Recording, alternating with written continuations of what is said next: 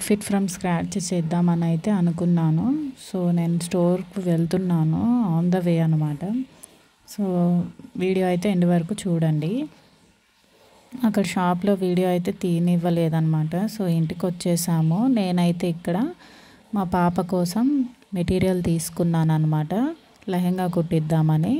కింద బాటమ్ కోసం అయితే baby pink colour with cut work ఉందన్నమాట, లేసు ఎంబ్రాయిడరీ వచ్చేసి ఉంది గోల్డ్ కలరు.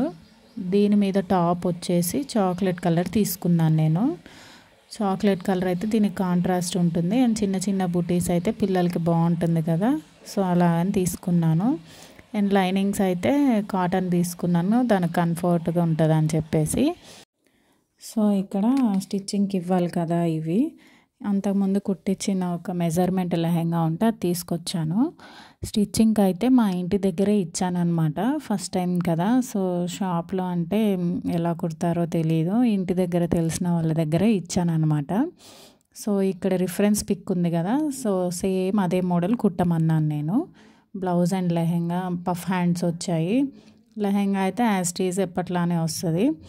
సో ఆ రిఫరెన్స్ పిక్ లాగా కుట్టించాను. అండ్ ఇక్కడైతే మెజర్మెంట్ తీసుకొని కటింగ్ అయితే చేస్తున్నారనమాట. సో ఈ డ్రెస్ అంటే ఈ మెటీరియల్ డీటెయిల్స్ వచ్చేసి నాకు ఈ లెహంగా పార్ట్ మీటర్ 600 పడింది, 1 మీటర్ వచ్చేసి 600. అండ్ టాప్ పార్ట్ వచ్చేసి మీటర్ 300 పడింది అనమాట. సో మళ్ళీ స్టిచ్చింగ్ కాస్ట్ అంతా సపరేట్ అనమాట. సో లెహంగా కటింగ్ అయితే అయిపోయింది, ఇప్పుడు బ్లౌజ్ పార్ట్ కటింగ్ అయితే చేస్తున్నారు. సో నేను మెజర్మెంట్కి వేరే ఫ్రాక్ ఉంటే తీసుకొచ్చానమాట. సో అదే మెజర్మెంట్ పెట్టేసి యాస్టీస్గా కుట్టమని చెప్పాను. సో ఇక్కడ బ్లౌజ్ పార్ట్ కూడా కటింగ్ అయిపోతుంది అనమాట. సో ఈ డ్రెస్ మొత్తం స్టిచ్చింగ్ అయిపోయినాక మా పాపకి వేశాక ఎలా ఉందనేది మీరు కామెంట్ చేయండి, నేను ఫొటోస్ యాడ్ చేస్తే చూసేయండి. వీడియో నచ్చితే లైక్ చేయండి.